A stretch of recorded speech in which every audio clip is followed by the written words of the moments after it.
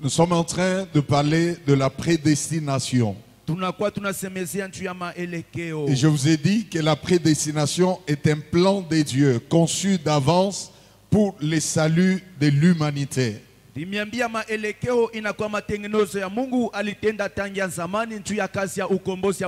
Donc un plan conçu avant même la création.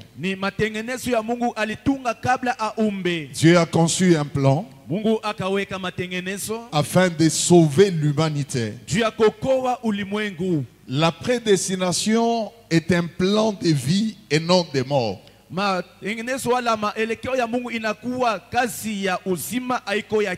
Lorsque nous parlons de la prédestination de Dieu, nous voyons un plan de vie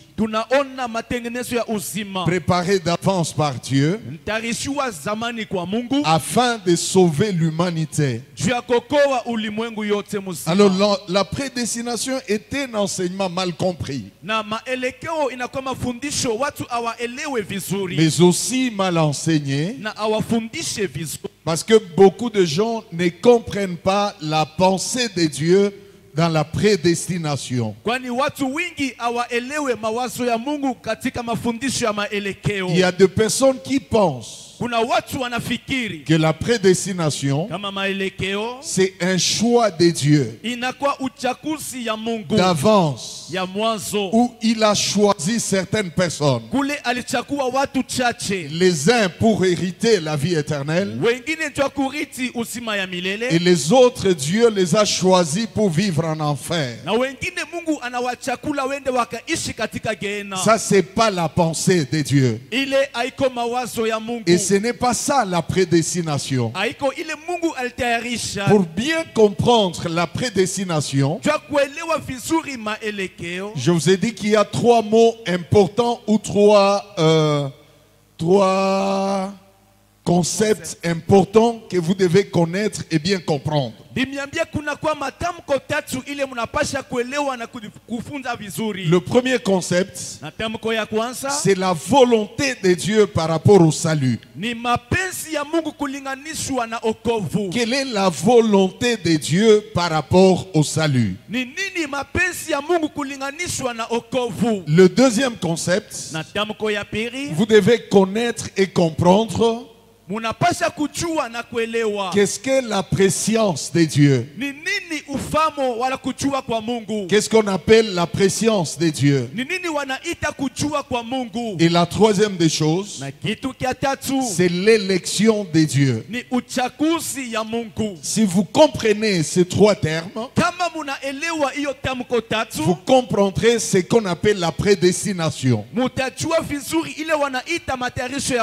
Parce que la prédestination mal comprise, les gens pensent qu'ils n'ont rien à faire. Parce que Dieu a déjà fait son choix. Les uns pour la vie éternelle et les autres pour la mort dans l'enfer. Et c'est pas ça la prédestination. Alléluia. Amen. Alors hier, j'ai commencé à expliquer le premier terme. La volonté de Dieu. Je vous ai donné Jean chapitre 3, le verset 16. Car Dieu a tant aimé le monde qu'il a donné son Fils unique afin que quiconque croit en lui ne périsse point mais qu'il ait la vie éternelle. La volonté de Dieu par rapport au salut, c'est que les hommes qu'il a créés à son image doivent tous être sauvés, qu'ils continuent à lui appartenir afin de le servir et l'adorer lui et lui seul. Parce que si Dieu avait déjà fait son choix de qui serait sauvé et qui ne le sera pas, envoyer Jésus-Christ à l'humanité serait de l'hypocrisie. Et serait un formalisme. Parce que le choix est déjà fait. Et ce choix-là est divin. Pourquoi alors envoyer Jésus-Christ? Il faut séparer seulement les gens. Toi tu seras sauvé, toi tu ne seras pas sauvé. Alors bien aimé, la volonté de Dieu, c'est que tout soit sauvé. La Bible déclare, Tite chapitre 2, le verset 11 et 12. Car la grâce de Dieu, source de salut pour tous les hommes. Donc la grâce a été manifestée pour que tous les hommes soient sauvés. La grâce n'est pas pour une catégorie de personnes. Quand bien même au début, Jésus était venu pour Israël en tant que nation. Mais Israël en tant que nation n'a pas reconnu le temps qu'il a été visité par le Maître, le Créateur, le Dieu suprême.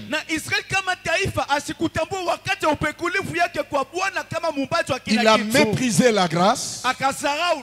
Il a méprisé la visitation. Et Dieu a étendu son amour sur toute l'humanité. C'est là que la Bible nous dit qu'il est venu chez le sien. Mais le sien ne l'ont point reçu. Parce que Jésus est venu comme l'un des Juifs de la tribu de Juda, selon la généalogie de Joseph qui était son père nourricier. Il est venu comme un juif. Il s'est présenté à ses frères juifs selon la chair. Quand bien même spirituellement, la Bible dit qu'en lui habite corporellement toute la plénitude de la divinité. La plénitude de la divinité était en lui. Mais charnellement, il était juif. Il s'est présenté auprès des juifs. Les juifs ne l'ont point reçu. Les juifs l'ont abandonné. Il leur a tourné le dos. Il est allé vers les nations. Aujourd'hui, la grâce, c'est pour toute l'humanité au même niveau. Tant Israël que les nations, la grâce est manifestée pour tout le monde. Quand bien même Israël en tant que nation, ils sont sous l'aveuglement parce qu'ils ne l'ont point reçu comme roi selon la nation juive. Mais pendant ces temps de la grâce, il y a des juifs qui sont sauvés individuellement comme nous, parmi lesquels nous avons des pierres et les autres. Mais Israël n'est pas sauvé pendant ces temps comme nation,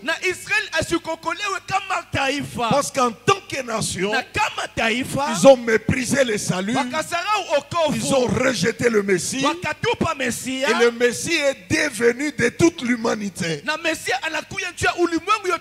Ainsi la grâce de Dieu est pour tous les hommes. Et la volonté de Dieu, c'est de sauver tout le monde. Car tous ont péché. Ils sont privés de la gloire de Dieu. Mais ils sont justifiés au moyen de leur foi en Jésus-Christ. Il n'y avait aucun juste, ni en Israël, ni chez les nations. Tous étaient pécheurs. Nous étions tous pécheurs. Et Jésus est venu afin d'ôter le péché et vivre avec nous. Donc la volonté de Dieu par rapport au salut, c'est de sauver tous les hommes.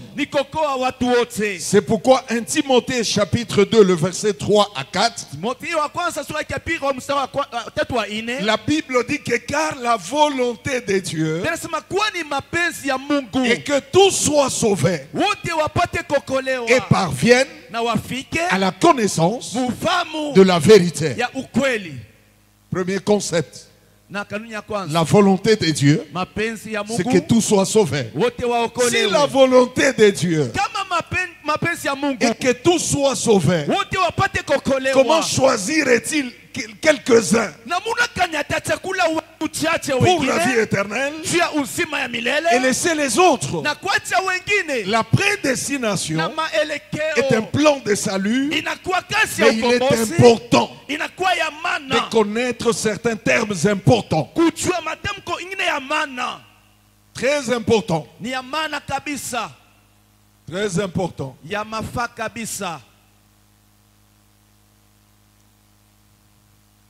Alléluia. Amen. Et le premier terme, c'est la volonté de Dieu par rapport au salut. Quelle est la volonté de Dieu? C'est que tout soit sauvé. Quelle est la volonté de Dieu? Pasteur, mettez-vous même ici, là où il y a des pasteurs. Venez vous asseoir de l'autre côté. Comme ça, l'enseignement va bien entrer. Alléluia. Amen. Donc, le premier concept de la prédestination, c'est la volonté de Dieu. Et la volonté de Dieu par rapport au salut. Et la volonté de Dieu par rapport au salut, c'est que tout soit sauvé. Dieu n'a pas choisi les uns pour le salut et les autres pour la mort. Non. Son amour est pour tous les hommes. Jésus est venu pour tout le monde. Il est mort à la croix pour tout le monde. Il a versé son sang pour tout le monde. Et 1 Timothée 2, 3, la Bible dit que la volonté de Dieu est que tout soit sauvé et parvienne à la connaissance de la vérité.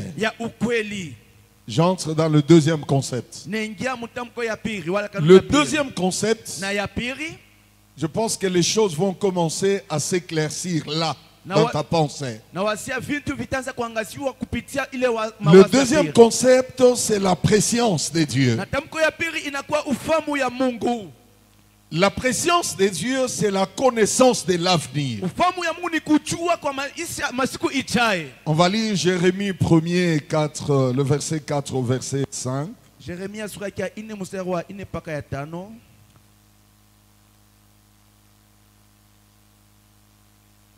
Jérémie chapitre 1er.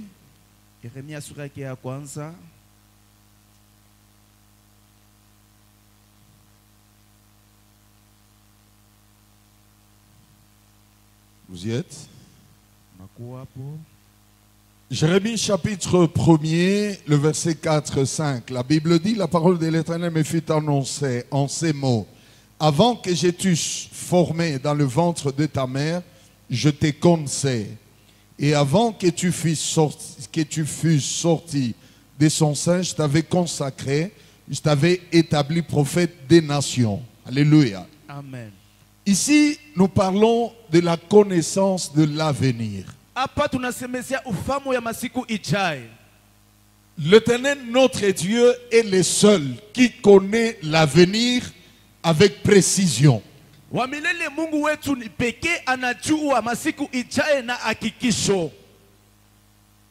Il connaît l'avenir avant le commencement de chaque chose. C'est-à-dire déjà avant de créer l'humanité, Dieu savait tout ce qui se passerait sur la terre.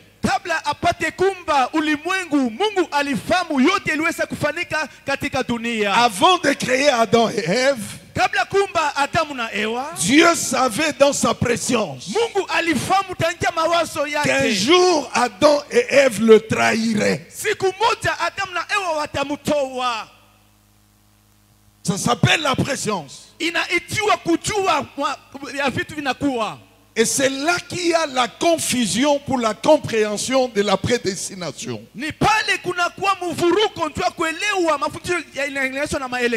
Dieu n'a pas préparé la chute d'Adam et Ève. Mais Dieu savait qu'Adam et Ève le trahiraient malgré tous les avantages donnés à Adam et Ève dans le jardin.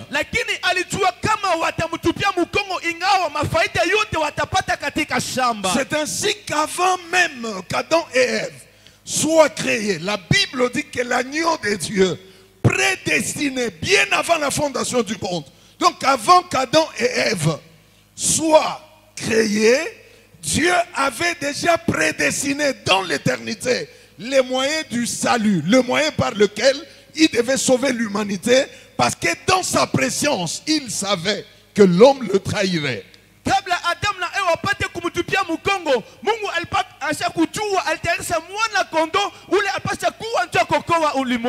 Connaître et préparer sont deux choses différentes. Dieu n'a pas préparé la chute d'Adam et Ève.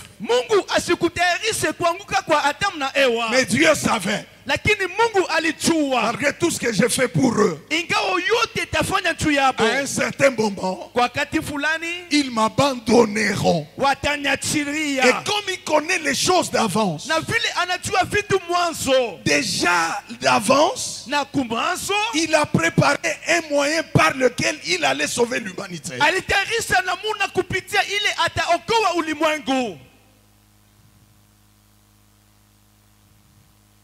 Hier, lorsque je vous parlais du premier concept qui est la volonté de Dieu, je vous ai donné un exemple simple d'un pasteur avec l'église. Je donne un communiqué le dimanche. Je dis le mercredi. Je veux que tout le monde soit là. Soyez là. Parce que nous passerons de très bons moments dans la présence de Dieu. Et vous serez richement bénis. En tant que pasteur, je sais que tout le monde ne viendra pas. Vous comprenez? Et le mercredi et le jeudi, c'est quelques personnes qui viennent. Quelle est la volonté du pasteur? C'est que tout le monde vienne. Que tout le monde vienne bénéficier de la grâce et la bénédiction et des enseignements. Mais le pasteur constate que tout le monde ne vient pas. C'est comme ça avec le salut. La volonté de Dieu, il veut que tout le monde soit sauvé. Mais malgré l'appel de Dieu, c'est pas tout le monde qui vient. C'est quelques personnes qui acceptent l'appel du Seigneur. Mais maintenant la différence entre le pasteur et Dieu, c'est que le pasteur ne sait pas qui viendront et qui ne viendront pas. Je sais que tout le monde ne viendra pas. Quelques-uns viendront. Mais qui seront là? Je ne sais pas. Mais Dieu, dans sa préscience, il sait déjà qui seront là. Mais ce n'est pas ce qu'il veut. Est-ce que quelqu'un me comprend? Voyez comme on est là ce soir. On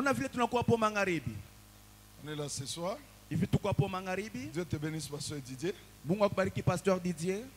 Je ne savais pas qu'il allait venir. Je ne sais pas s'il a suivi ça sur Facebook. Je l'avais annoncé. Je ne savais pas qu'il allait venir. Mais Dieu le savait. Et Dieu ne l'a pas su aujourd'hui. Déjà avant la fondation du monde, dans la préscience de Dieu, Dieu savait qui seront là et qui ne seront pas là. Mais ce Dieu-là n'a pas voulu seulement que vous soyez là, vous qui êtes là. Je parle déjà des deux termes. La volonté de Dieu et la préscience de Dieu. Dieu sait d'avance. D'avance, il sait qui sera sauvé et qui ne sera pas sauvé. Mais Dieu n'a pas préparé pour que toi tu sois sauvé et pas lui. Mais dans la préscience, il sait qu'à la fin de toute chose, lui sera sauvé, lui ne sera pas sauvé. C'est juste un exemple. Alléluia. Amen. Donc la préscience et la volonté de Dieu sont deux termes importants qu'on doit connaître. La prédestination mal comprise, les gens se disent qu'on vive comme on peut. Parce que si je suis déjà choisi, quand mon temps viendra, même à une minute avant de mourir, je me convertirai. Qui te dit que tu auras le temps de te préparer? Il y a des gens qui se disent je serai comme le deuxième brigand à la croix. Le deuxième brigand a eu la grâce de sentir, connaître que bientôt là je vais mourir. Mais toi tu ne le sais pas. Tu peux mourir pendant ton sommeil. C'est pas un péché. Tu peux mourir après un accident. Tu peux mourir jeune, tu peux mourir vieux.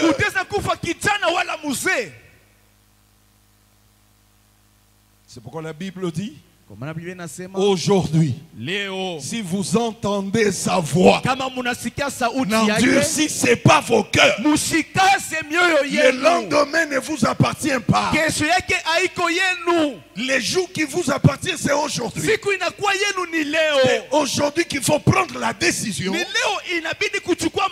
croire au Seigneur, de l'accepter dans votre vie, de marcher avec lui dans la fidélité. Je reprends les deux termes. La volonté de Dieu et la préscience de Dieu. La volonté de Dieu par rapport au salut. Dieu veut que tout le monde soit sauvé. Parce que tous nous avons été créés à son image et selon sa ressemblance. Nous lui appartenons. Il est notre Dieu. Et dans la volonté de Dieu, la grâce a été manifestée. Pas pour une catégorie de personnes, mais pour tous les hommes, même les meurtriers, les méchants et les mauvais. Il est venu pour tout le monde. Nul n'était juste devant Dieu. Tous sont péchés, sont privés de la gloire de Dieu. Et Jésus est venu pour que tous les hommes soient sauvés. Mais dans la préscience de Dieu, il sait que malgré tout ce que je fais pour les hommes, tout le monde ne me recevrait pas.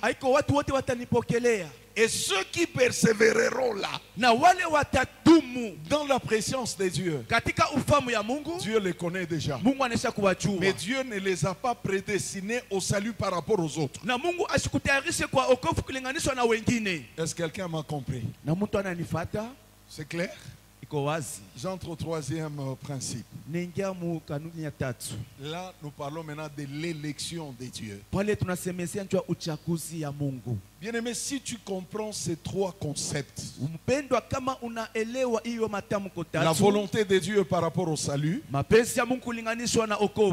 préscience de Dieu et l'élection de Dieu, c'est fini, tu comprends la prédestination. Et tu vas prendre ta vie chrétienne au sérieux. Nous sommes sauvés. Nous sommes venus à l'église. Premièrement, pour être sauvés. Et non pas pour avoir les choses de ce monde. Les choses de ce monde sont passagères. Mais la vie éternelle en Christ est éternelle. Il est important, mes bien-aimés frères et sœurs, que vous cherchiez premièrement le royaume des cieux. Premièrement le royaume des cieux. Et toutes les autres choses vous seront données par-dessus. Le problème avec l'église aujourd'hui, c'est que les valeurs sont inversées. Les gens sont à la recherche des choses de ce monde, oubliant la vie éternelle et la vie spirituelle. La Bible dit que servirait-il à un homme d'avoir le monde entier, gagner le monde entier et de perdre son âme. Jésus est venu dans ce monde pour nous sauver de la colère à venir. Nous étions condamnés, nous étions dans la prison. Jésus est venu, il nous a sauvés, il a ouvert les portes des prisons et nous demande de sortir. Malheureusement pour certains, les portes des prisons sont ouvertes, mais il y en a qui ne veulent pas sortir. C'est ça le problème de la volonté de Dieu. À la croix, il a pardonné à tous. Mais tous ne veulent pas profiter de ce pardon. C'est comme quelqu'un, tu es dans la prison, on vient, on ouvre les portes, on dit tout le monde est libre, sortez et partez. Et toi tu te dis, moi je ne vais pas sortir, je suis bien en prison, où est-ce que je vais aller et qu'est-ce que je veux faire? Jésus est venu libérer tous les hommes.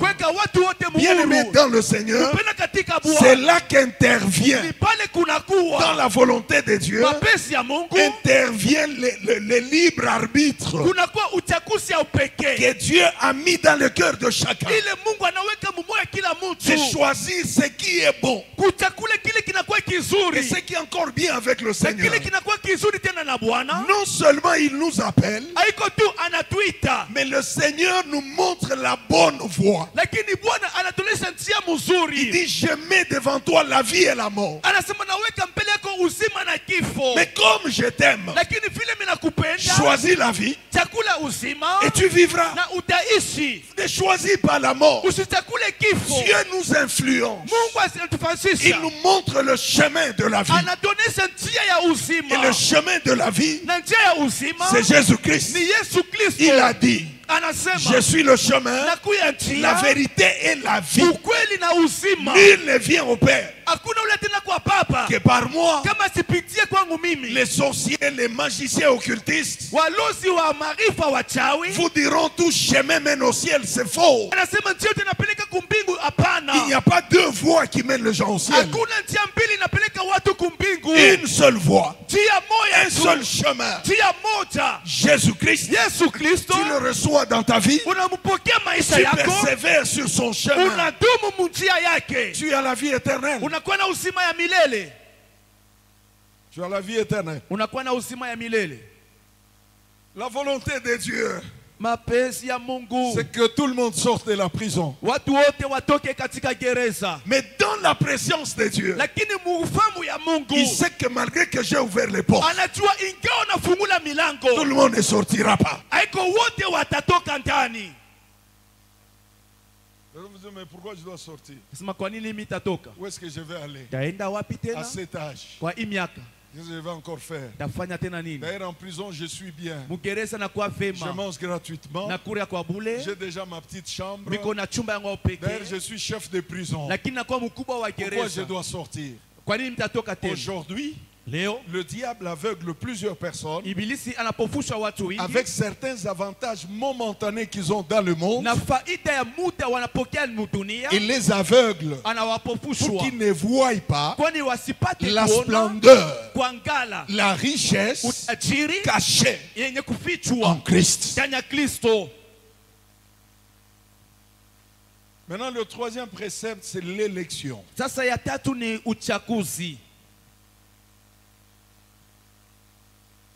L'élection, selon Dieu,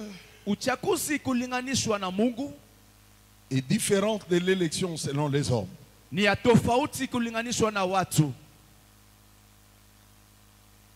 Différent. Selon Dieu, l'élection passe par l'appel.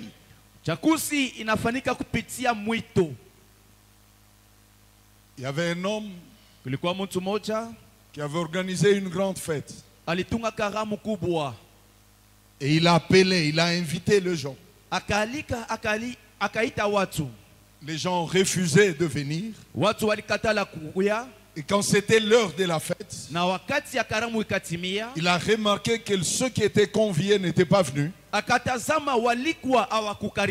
C'est comme ça qu'il va envoyer ses serviteurs ramasser toutes les personnes qu'il trouverait dans les carrefours. Ça, c'est d'abord Israël et nation. La fête première était pour Israël, mais Israël a refusé de venir à la table et de manger avec le roi de rois. C'est comme ça qu'on a appelé tous ceux qui étaient abandonnés, tous ceux qui souffraient, qui étaient dans des carrefours, qui n'étaient pas appelés. Dieu les a maintenant appelés. C'est là que nous on était. On n'était pas appelés premièrement. C'est Israël qui était premièrement appelé. Mais quand on a appelé Israël, en tant que nation, il a refusé. Et on est allé ramasser tous ceux qui étaient dans des carrefours. C'est comme ça que le salut est entré chez les nations. Hier, je vous ai parlé d'Ésaü et Jacob. Comment le premier a méprisé le droit d'aînesse. Le droit d'aînesse était pour Ésaü. Mais Ésaü a vendu le droit d'aînesse à cause du potage de Jacob. Et Ésaü qui est l'image d'Israël, qui a perdu le droit d'aînesse à cause de la nourriture de Jacob qui est l'image des nations. Malgré tout ce qui a été fait pour Israël, il n'a pas reconnu le temps où il a été visité par Dieu. Et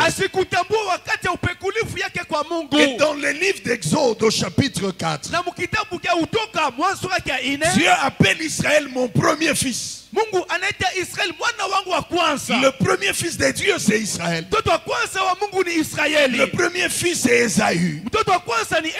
Mais Ésaü a perdu ce qui était à lui à cause du potage de son jeune frère. Et je vous ai dit que vous verrez dans la marche de Dieu avec Israël, les yeux d'Israël étaient braqués sur les nations. Israël voulait faire des choses toujours comme les nations le font. Avoir un Dieu, avoir un roi comme les nations. Pendant que Dieu lui-même était le roi d'Israël. Mais à un moment donné, ils se sont dit, non, nous voulons avoir un roi qui marche devant nous, que nous voyons, comme cela est le cas avec les nations. Et dans la marche d'Israël avec Dieu, il avait toujours tendance à abandonner Dieu et prendre les dieux des nations. Si Ésaü a perdu le droit d'aînesse, c'est à cause du potage, la nourriture de Jacob. Et la nourriture des nations. C'était l'idolâtrie. Nous, on était sans Dieu, sans promesse, sans alliance, sans droit de citer en Israël. On était idolâtres. Et c'est là que Dieu nous a trouvés. Mais Israël qui avait le vrai Dieu, il a méprisé le vrai Dieu. Il a cherché à imiter les nations. C'est comme ça qu'Ésaü perd les droits d'aînesse. Il a perdu spirituellement avec la parole. Son frère lui dit, mon potage n'est pas gratuit. Si tu veux le potage, fais-moi les droits d'aînesse. Ésaü qui dit que mes sœurs, c'est droit d'aînesse. Il a méprisé les droits de Dieu. Il a méprisé les choses spirituelles. Et c'est ces jours-là qu'il y a eu transfert entre ce qui était à Ésaü, c'est allé chez Jacob. Et le jour de la bénédiction, sa mère a joué seulement le rôle pour accomplir ce qui était déjà écrit. C'était écrit quand? Le jour où Ésaü a vendu le droit d'aînesse. Je vous ai dit, bien aimés frères et sœurs, la parole de Dieu est esprit et vie. Ne joue pas avec la parole. Ne dis pas n'importe quoi. Par tes paroles, tu seras justifié. Et par tes paroles, tu seras condamné. Dans la joie, comme dans la tristesse, contrôlez les paroles. Contrôlez les paroles. Le monde spirituel travaille avec les paroles. Il y a certaines choses qui ne marchent plus dans ta vie à cause des paroles sorties de ta bouche. Tes paroles, c'est la sémence de ta vie. Tes paroles bénissent ta vie ou maudissent ta vie. Tes paroles bénissent ton mariage ou maudissent ton mariage. Tes paroles bénissent ton mari ou ta femme ou maudissent ton mari ou ta femme. Tes paroles bénissent tes enfants ou maudissent tes enfants. Un homme, une femme spirituelle, ils contrôlent leurs paroles. Même dans la souffrance, contrôle tes paroles. La femme de Job a dit à son mari, maudit Dieu et meurt. C'est un problème de paroles. Et Job connaissait la valeur des paroles. Il dit, je ne les maudirai pas. Ni je suis sorti du sein maternel, et ni je partirai dans le sein de la terre. Mais pour les maudire, je ne les maudirai pas. Malgré ce que je traverse, je sais que mon Rédempteur, il est vivant. Il s'élèvera le dernier. C'est ainsi que le peuple mis à part marche avec des paroles de foi, des paroles de la parole, des paroles de la parole. Voilà. Des paroles de la volonté de Dieu.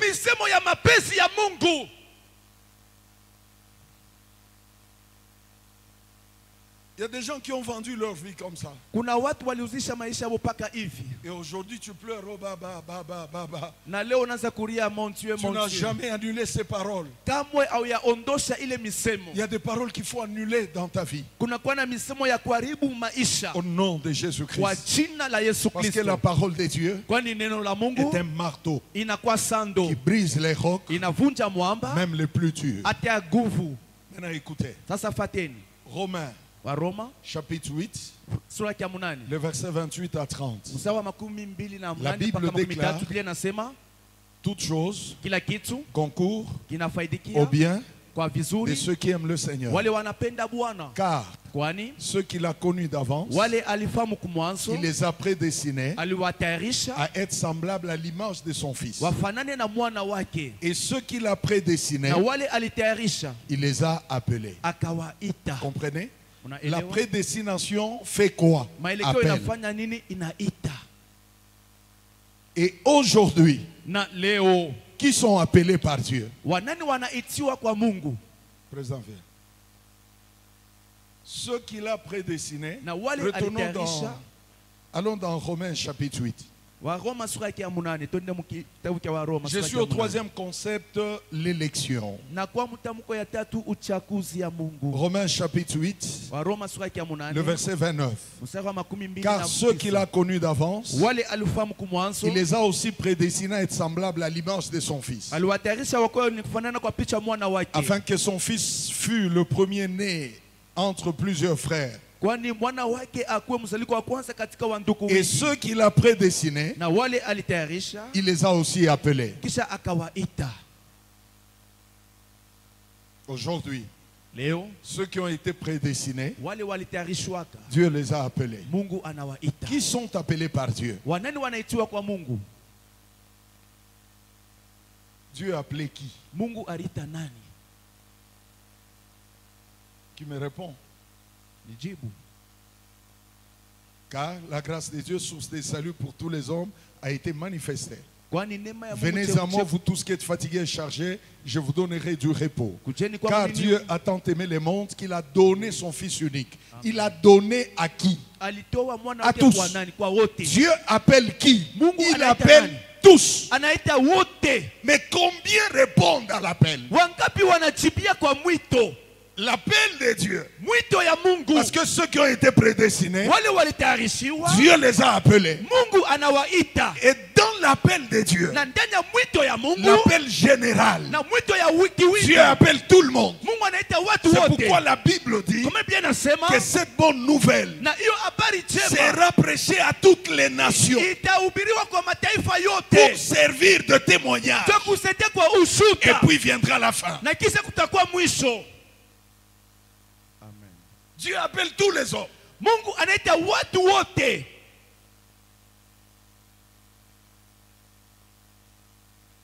Maintenant, en appelant tous les hommes, c'est pas tous les hommes qui viennent à Dieu.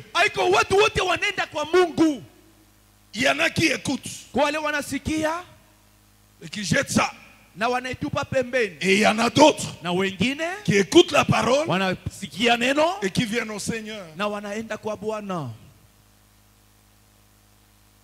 La Bible dit, il y a beaucoup d'appelés mais peu d'élus.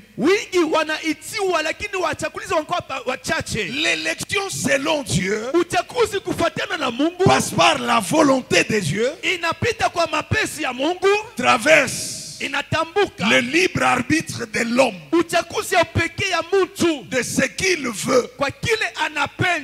Et ceux qui entrent dans l'appel de Dieu, ils deviennent des élus. Mais pas tous. Pourquoi?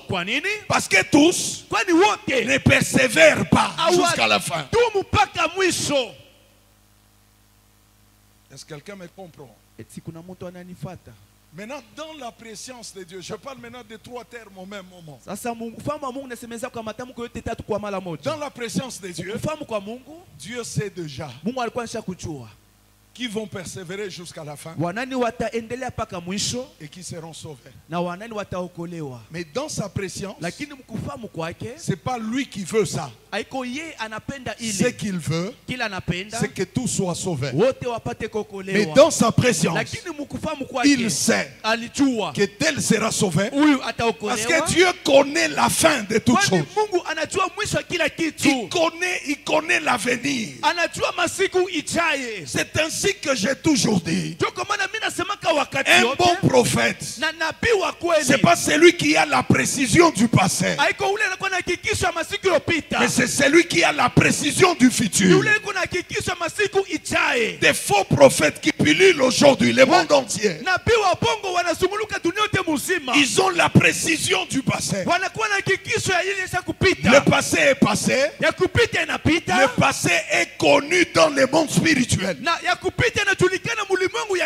Mais les futurs, surtout les futurs de Dieu et des enfants de Dieu, c'est caché dans la main du Seigneur. Vous verrez le prophète qui vous parle de votre passé. En 82, tu avais connu tel incident. En 92, tu as eu tel problème. En 2003, tu avais fait l'accident. En 2016, tu avais rêvé telle chose. Dieu me dit, il me donne un nom, je vois un nom comme Dieu n'est pas un nom comme si Dieu t'attend par rapport au nom de quelqu'un. Et puis il te dit, Dieu me dit, il va beaucoup te bénir. Et tu m'as donné la précision du passé. Donne-moi aussi la précision du futur. Dis-moi, apôtre Aaron, le Seigneur me montre que pendant le culte de ce jeudi, il y a un pasteur qui va entrer, que vous connaissez, il sera bien habillé. Alléluia. Parce que Dieu connaît.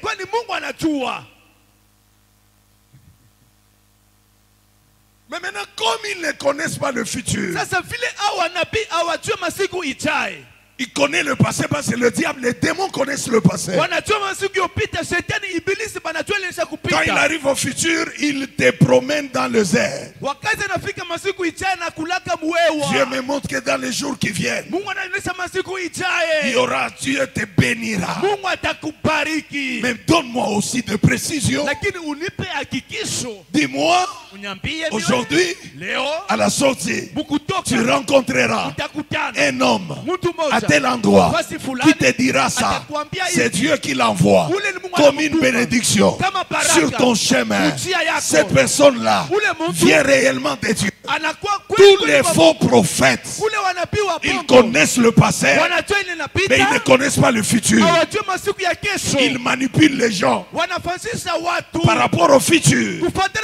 Mais Dieu, qui connaît, qui a la préscience, il connaît les futurs de chaque personne avec précision. Amen. Surtout quand on t'a déjà embrouillé avec le passé.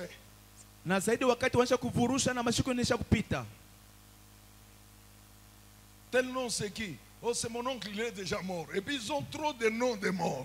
Parce que la plupart travaillent avec des esprits de mort et des esprits de cimetière. Les autres avec des anges déchus. Travaillent avec eux qui sont les démons. La parole de Dieu, elle est esprit, elle est vie, elle te change, elle te bénit, elle te parle, elle te surprend, elle te donne ce qui est à toi par Dieu. L'élection de Dieu, c'est comme un filet qu'un pécheur jette sur l'eau. L'intention, la volonté du pécheur, c'est d'avoir même tous les poissons. Mais malheureusement, tous les poissons n'entreront pas dans le filet. Et les poissons qui entrent dans le filet, qui acceptent le filet du pécheur, ce sont ceux-là qui sont élus. Mais même ceux-là, il y a encore la sélection. Il y en a qui acceptent le Seigneur et qui persévèrent avec lui. La Bible déclare, c'est lui qui persévérera jusqu'à la fin, il sera sauvé. Il y a des personnes qui croient au Seigneur, mais dans la marche avec Dieu, ils abandonnent le Seigneur.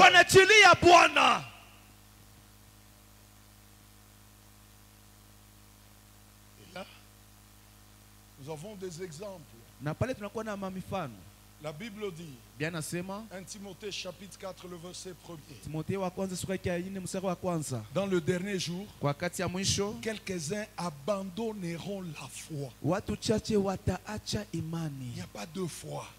Hakuna imani mbili. Il y a une seule foi. Imani ni moja bure. Quelques-uns abandonneront la foi Watu chache wataachilia imani. pour s'attacher à des esprits séducteurs et des doctrines des démons. Jua kuambatana kwa mapepo udanganifu na mapepo ya Et c'est demoni. le temps que nous traversons. Jua wakati Il tunapitisha, y a beaucoup de personnes kuna watu qui wengi abandonnent la voie du Seigneur, wanaachilia njia ya qui Bwana, abandonnent le vrai Dieu wanaachilia Mungu wa pour kweli, suivre les esprits séducteurs jua kufuata mapepo ya udanganifu et des doctrines des démons. na madini ya mapepo. Bien-aimé dans le Seigneur, Pena katika Bwana, tu as cru, c'est bien, uliamini ni mais vizuri, il faut persévérer lakini dumu jusqu'à la fin. mpaka Il y a mwisho. des gens qui étaient bien au début de leur Kuna foi. watu walikuwa vizuri kumwanzo wa Et imani, dans la marche avec le Seigneur, katika safari na ils ont Bwana été séduits. walipata Ils ont abandonné le Seigneur. wanachilia Bwana. La Bible nous dit Biblia que inatuambia le royaume de Dieu ufalme wa est Mungu aussi comme un filet inakuwa kama qui a makila été jeté dans l'eau, ilitupiwa pa qui maji, prend toutes sortes de poissons. inabeba hali zote za Et samaki, quand le filet est tiré, na wakati wanakokota le makila pêcheur wakulopola va samaki faire le choix sur les bons et les mauvais poissons. chakula samaki ya mzuri na ya mubaya. Les bons poissons resteront Samaki ya mzuri et itabakia, les mauvais poissons, samaki ya mubaya ils seront mis de côté. bataiweka Ça pembeni. veut dire Ni kusema ils sont venus au Seigneur, wanakwenda kwa ils ont Bwana, donné leur vie, wanaleta mais maisha ils n'ont yao, pas persévéré dans la vérité. hawakuendelea katika C'est ukweli. pourquoi la Bible dit, Kwa maana Biblia à inasema la fin de temps, kumwisho ya wakati quelques-uns me diront, wengine watanyambia, Seigneur, Seigneur, Bwana, n'avons-nous Bwana, pas prophétisé en ton nom? hatukutabiri kwa jina lako, N'avons-nous pas fait des miracles en ton nom? hatukutende miujiza kwa Ils jina ont fait lako. des miracles. Walifanya miujiza, Ils avaient des dons. walikuwa na Mais mazawadi, je leur dirais, na je nitawaambia ne vous ai jamais connu, kamwe vous simifahamu qui commettez l'iniquité. mimi nilimtenda machukizo Sans la sanctification, bila utakaso, nul ne verra Dieu. hakuna nataona Bien-aimé Mungu. dans le Seigneur, Upendo que katika Bwana, personne ne te trompe. hata mtu Que comme tu as mwasikulande déjà cru, kama tu ne peux pas ushakuamini perdre le salut. hawezi napoteza Si tu wokovu. abandonnes Dieu, Kama unacha tu Mungu seras jeté dehors. utatupiwa Ceux qui nje. ont cru au Seigneur Wale waliamini kwa doivent Bwana persévérer dans la voie de wanapaswa Dieu. kudumu mujia ya Bwana. Ces gens, ils sont vrais. Ya kweli Ces gens, hao watu, oh Seigneur, mais nous avons invoqué ton nom. Bwana tulite jina On lako, a chassé le démon. tulifukuza mapepo, Les démons étaient partis. mapepo iliendaka, Nous avons fait des miracles. tulifanya miujiza. Et il leur dira, Na atawambiaka vous serviteurs de l'iniquité. mwe watumishi wa machukizo. Actes des apôtres 2, 11 à 12. La grâce de Dieu, Nema- source de salut pour tous les hommes, a été manifestée. Elle nous enseigne à renoncer à toute impiété et toute injustice des hommes. La grâce est un homme, la grâce c'est Jésus-Christ et la grâce a un enseignement. Celui qui croit au Seigneur doit persévérer dans l'enseignement de la grâce. Et l'enseignement de la grâce, c'est l'enseignement de la crainte de Dieu et de marcher dans les voies du Seigneur. Mafundisho ya neema, Renoncer aux œuvres mortes. mwachane na makazi ya kufwa. Tu ne peux pas te dire que tu as cru, Hautasema unisha kuamini mais entre-temps, na wakati tu ingine es dans d'autres choses en uko cachette. muvitu vingine muficho. Que votre foi soit sincère. Imani yenu kuwa sawa ya Que kweli votre kweli. foi soit droite. Imani yenu kuwa ya Que kweli, ya votre foi kunyoloka. soit vraie. Imani yenu kuwa ya kweli.